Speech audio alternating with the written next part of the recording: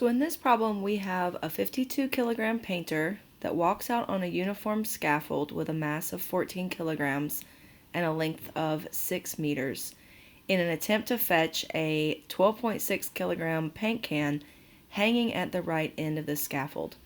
A rope which can withstand 540 newtons is supporting the scaffold as shown in the figure.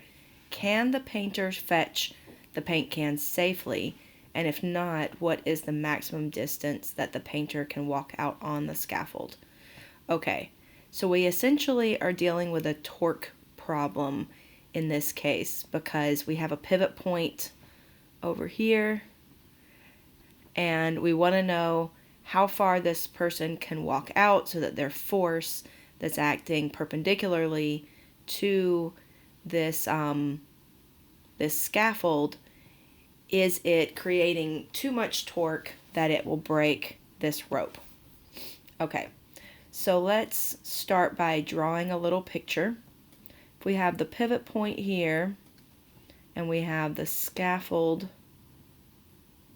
and the person that's standing on the scaffold, we want to know if the person can go all the way to the end. So let's assume that the person is standing all the way at the end and is creating a force of their weight times their gravity, which would be 52 kilograms times 9.8. There's also a torque or a force that's acting of the mass of the scaffold, which would be, the mass of the scaffold is 14 kilograms and it is multiplied by 9.8 to get its force. That would be 3 meters from the pivot point because it would be halfway since it's uniform. But the person, we're going to assume first of all that they're 6 feet away from the pivot point. Also, the paint can is also acting, which is 2.6 kilograms, and that's acting at 6 feet away from the pivot point. So we have another force. It's also acting directly downward, and that one would be 2.6 times 9.8. And then we have this rope that's pulling up at 540 newtons, but it's acting, we have a 68-degree angle here. So let's see. I think that these are all of our forces that are acting on our scaffold.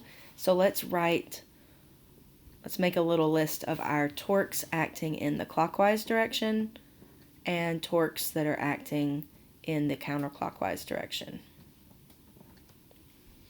So our torques that are acting in the clockwise direction, one would be the mass of the scaffold, which would be the 14 times 9.8, and the distance from the pivot point on this one is 3 meters. So that's one torque acting in the clockwise direction. Another torque acting in the clockwise direction would be the person, the painter. So that would be 52 kilograms times 9.8 times, let's assume that he's all the way at the paint can, because that would be the case in which he can retrieve the paint can safely. So that would be 6 meters from the pivot point. And then the paint can is the 2.6 kilograms times 9.8, and it's also 6 meters from the pivot point. So these are all of our forces that are acting in the clockwise direction. They're all acting directly perpendicularly to the scaffold, so we don't have to do any angle calculations there. But the rope is acting at an angle, so we need to break that down into its components. And the one that's acting perpendicularly is the opposite side from this angle, so we'll use sine. So this will be 540 newtons times sine of 68 is the force that's acting perpendicularly, and then we can multiply that by its distance from the pivot point, which would be 6. So the question we're wanting to ask is the sum of all of these clockwise torques, is it less than or equal to the sum of the clockwise torques, which there's only one? So let's set up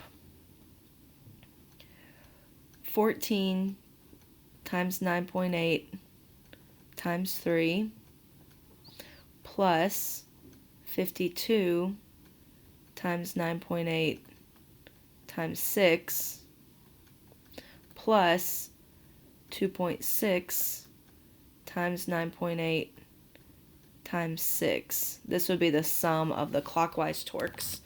So grabbing my calculator, I do 14 times 9.8 times 3 plus 52 times 9.8 times 6 plus 2.6 times 9.8 times 6.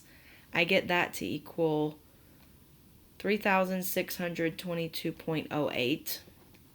Now we want to see, is that less than or equal to the sum of the clockwise torques, which would be 540 times sine,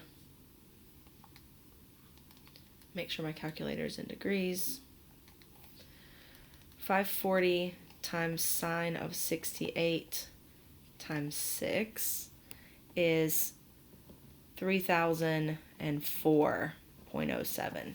So our clockwise torques is greater than our counterclockwise torques. Therefore, we would snap the rope, and the painter cannot fetch the paint can safely. So the answer would be no for the first question.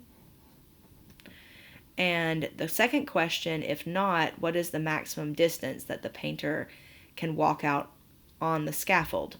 Well, for the painter to walk out on the scaffold, we don't know what the distance is of the painter from the pivot point.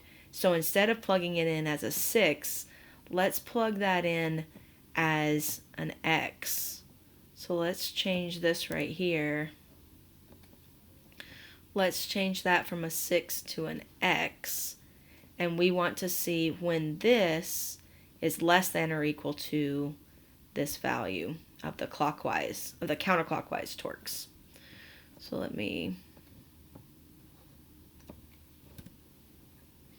I can leave that there and just let me simplify these numbers. So 14 times 9.8 times 3 plus 2.6 times 9.8 times 6. Those numbers aren't going to change.